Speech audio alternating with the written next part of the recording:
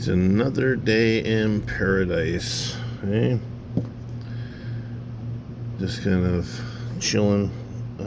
We got some stuff going on today, not a whole lot, so I thought I'd take 5 minutes and try and explain what I got going on here.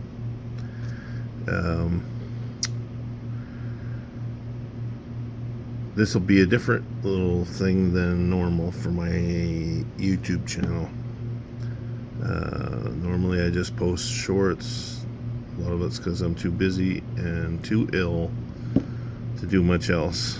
But kind of shifted some things around here at the shop because we're making some changes and I gotta maneuver some of my personal stuff around.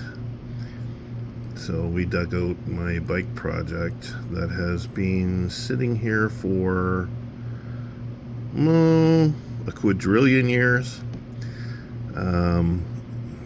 Maybe if I find the footage I can add some from when I first got this thing, but I bought it in the middle of winter in Lethbridge. It was kind of an estate sale thing. But his father died and he had liquidated a whole bunch of bikes, probably 15 or something like that, from his father's collection. And this was one of 2 or 3 that were the last holdouts.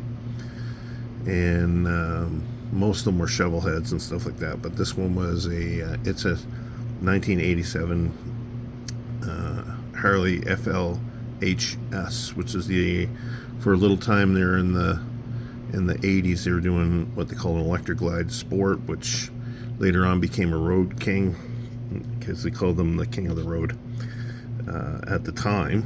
And Road King is now obviously a very popular model.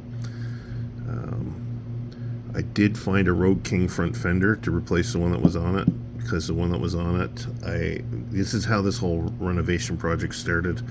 When I got the bike, it was kind of a metallic pea green, and at some point, I'm not really sure when or how or who, but it might even have been factory, I'm not really sure, because it had a bright pumpkin orange stripe on it, and pumpkin orange and the pea green, in my perspective, really didn't go together very well.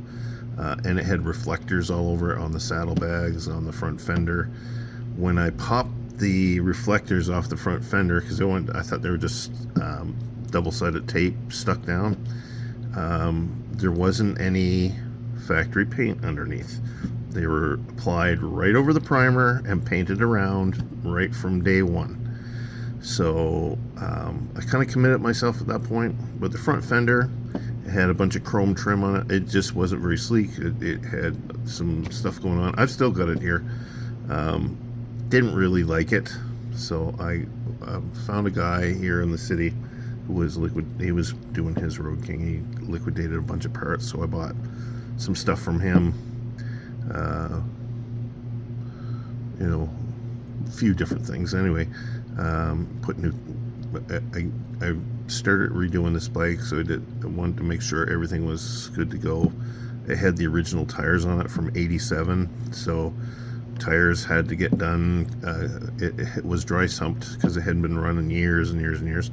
So I got it running, and the CV carburetor on it was acting a little bit off. So new carburetor, plugs, a bunch of stuff, and then like I said, I pulled this reflector off and decided, now I've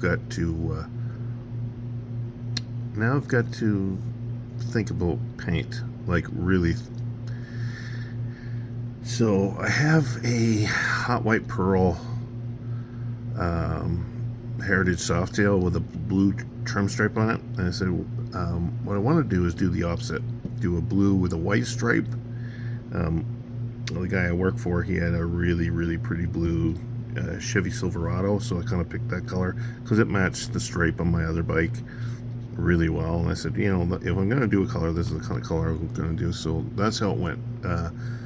Stripped all the tins off, stripped the bike down, started hunting for other pieces, And then somewhere in the process I said I want to kind of imitate or replicate the 2021 Icon series bike.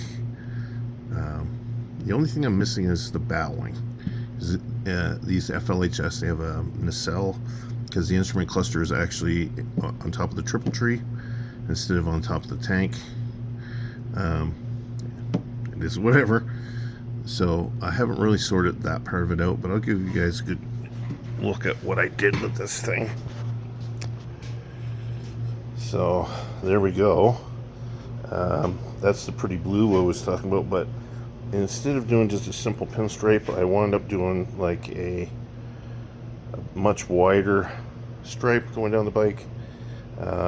It was silver, base layer is silver. I laid in some cellophane over the paint while it was still wet, and then peeled it off, and then when it dries you wet sand it to kind of take the ridges out, and it carries the whole way through, even underneath the seat. This is a work in progress, so it's not really finished, but the saddlebags kind of hung me up for a long time. These are NOS bags from the Calgary Police Department. They're from 1985. I found them new in the box. The only thing was I was missing this lid, so I had to find, eventually it took me a long time to find one, and this one's not NOS. It's got a few scratches and stuff in it, but I think I'm going to be able to bring that back. That was in Connecticut. The seat I got in Red Deer from a guy up there. It doesn't really fit, but it's mocked up to kind of give you the idea of what it would look like with a white seat, because the original seat's going to get reupholstered. So we did the paint, wet sand it, and then sprayed over it seafoam green pearl, and then wet sanded again, and then about 14 coats of clear. It's really difficult to pick up on this thing because it wants to give it a kind of a silver appearance, but it is actually a very brilliant green when you see it with the naked eye. The camera doesn't really do it justice. And then my stepdaughter, she made this. That's all hand done, which she is so talented. Yeah, but anyway, that's where we're at. You know, that's why, like I said, there's an actual Road King fender that we put on it. I did all this stuff. This was done by hand. Everything was, this is the original one off that other bike. It was just beat to death.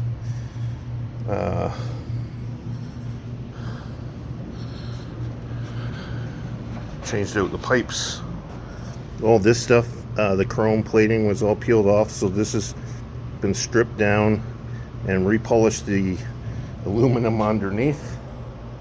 So that's not the original chrome plating, that's the aluminum.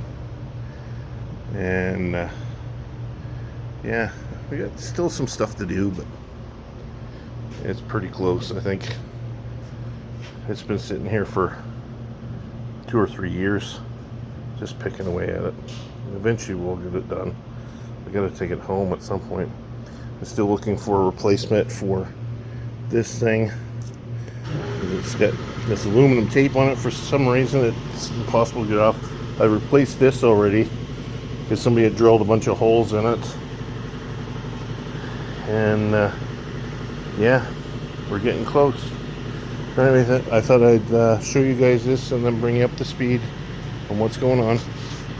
So we'll have fun, and maybe I'll do this again pretty soon.